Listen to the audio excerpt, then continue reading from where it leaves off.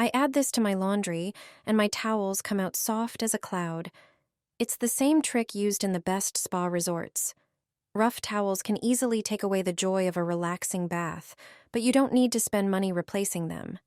Just a few simple home methods will bring back their softness. Remember to wash towels at about 105 degrees Fahrenheit, and for heavier dirt, you can go up to 140. Use liquid detergent instead of powder, which can build up between the fibers and make them stiff. An even better solution is a cup of vinegar mixed with a few drops of oil. I'll tell you which one in a moment. Pour this mixture into the fabric softener compartment. It will disinfect and refresh the towels. You can also mix a few drops of the oil with baking soda and add it directly to the drum. The simplest way is to add a few drops straight into the drum. It gives your towels a fresh, natural scent and has antibacterial properties.